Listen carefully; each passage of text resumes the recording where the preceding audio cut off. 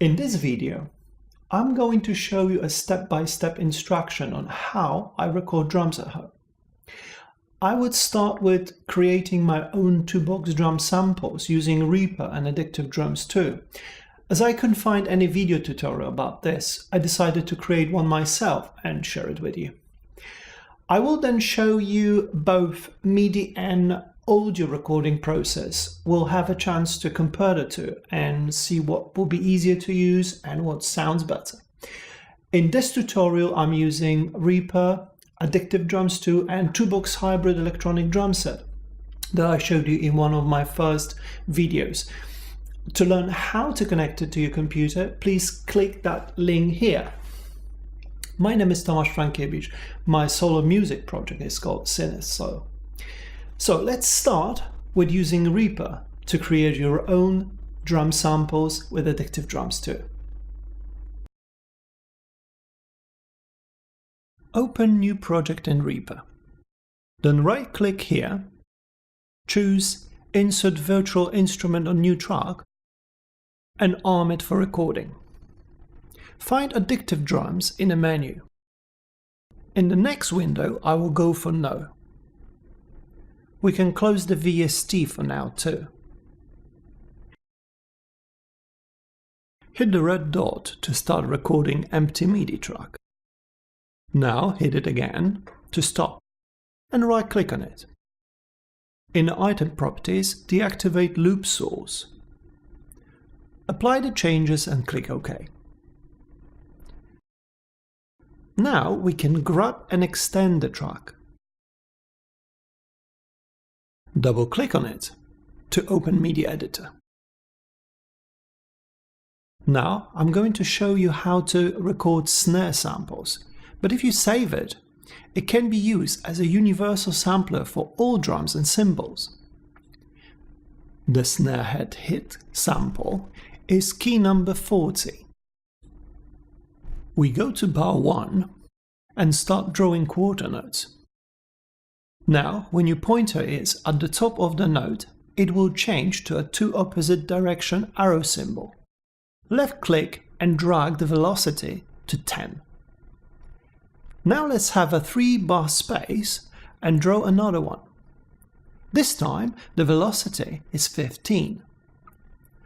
For precise drawing, make sure your snap tool is active. Now go to bar 7 and add another note with velocity equals 20.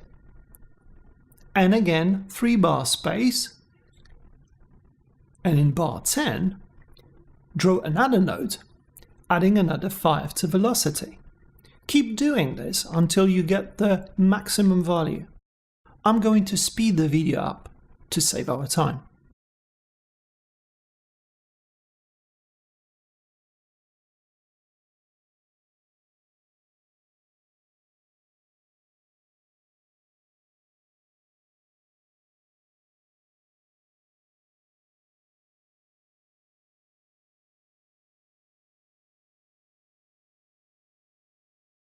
Once it's done, it will look like this.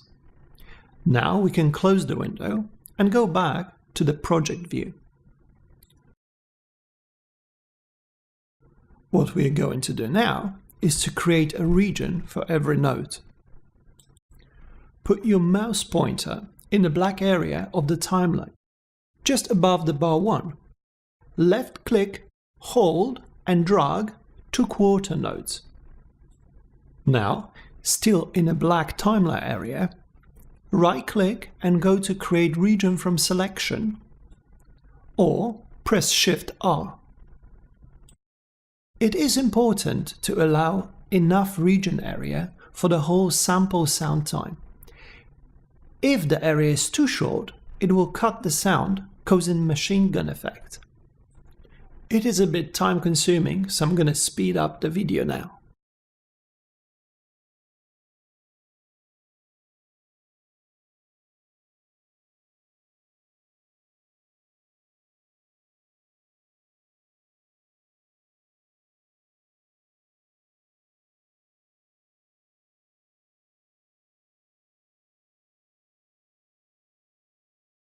Now, when it's been done, left-click on the green FX button.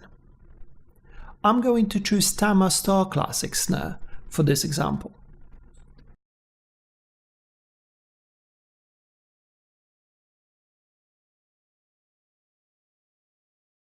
Now, when we're ready, we can go to File and Render.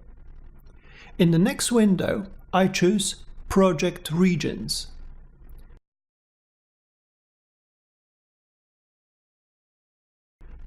You can see it is going to render 25 files.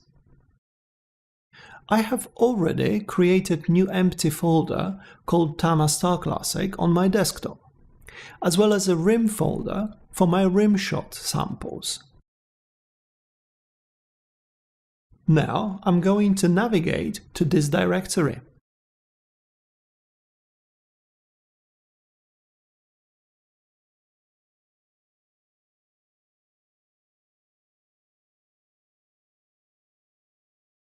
I'm going to name my files Tomasz Star Classic Head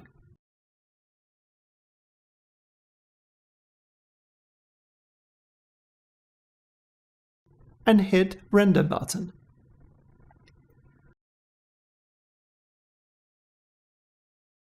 When it's done, I'm going to create a rimshot samples using the same project. Double-click to get the MIDI editor again.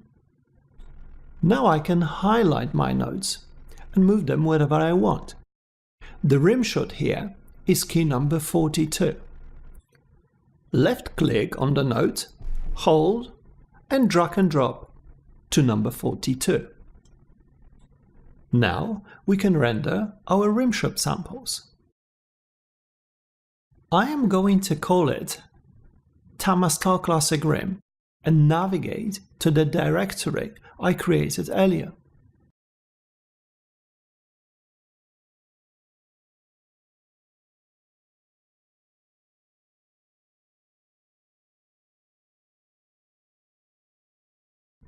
Now I render 25 rimshot samples.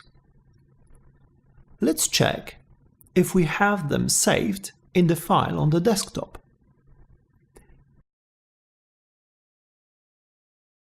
As you can see, there is 25 Tomasz Star Classic Head samples and 25 rimshots. Now we need to use Toolbox Sample Editor to create a single file that can be played by the Toolbox module. Once open, we go to Sound, and from the drop menu, I choose Snare and Tom. Now all I have to do is navigate to the saved samples we have just created. Left-click on the first one from the top, then holding Shift button, left-click on the last one. Now drag and drop to the box called Head. Get the rimshot samples and drag them and drop to the box called Rim. Now we just need to save the file and copy it to the module.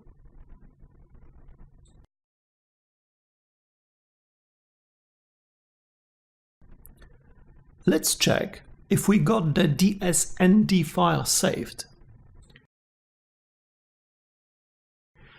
To get the sample loaded to the module, we have to connect it to the computer by USB cable and enable USB connection mode.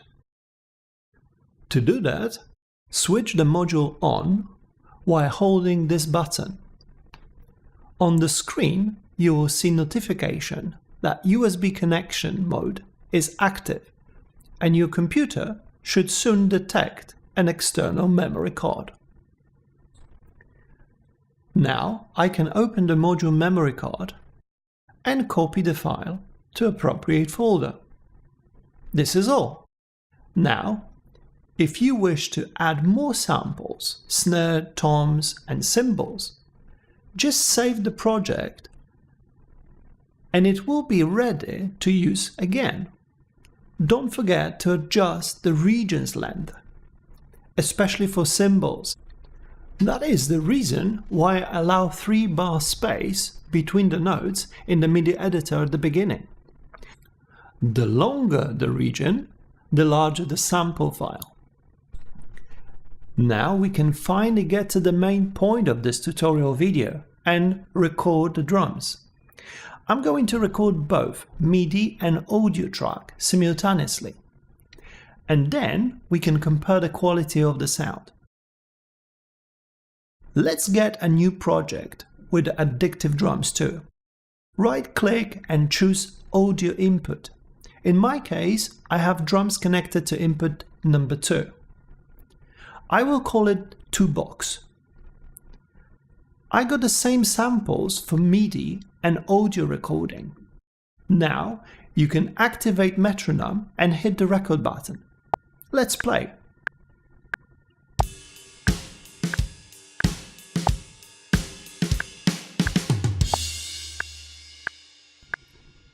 Okay, that's enough for the purpose of this video. Let's now compare the results. Let's first mute the MIDI and listen to audio only.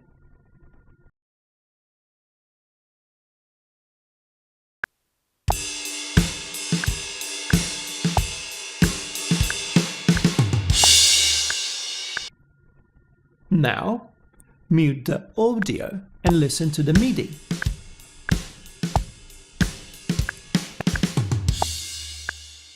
And now, let's switch between them.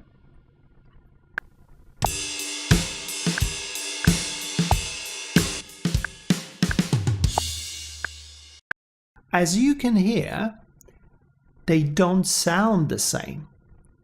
The MIDI is much clearer and punchy, while audio is more muddy. I prefer using audio, however, to play along while I'm practicing, and for working on my drumline, as it has zero latency and it's just great fun.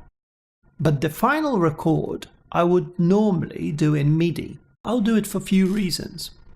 First, I think it just sounds better. But it also allows me to change things much easier. With MIDI data, I can delete or adjust or add any element I want, or just change my samples with one simple click if I don't like it. The audio, when it's recorded, is done. So it's very hard to adjust anything, and you have to record it again if you want to change some samples.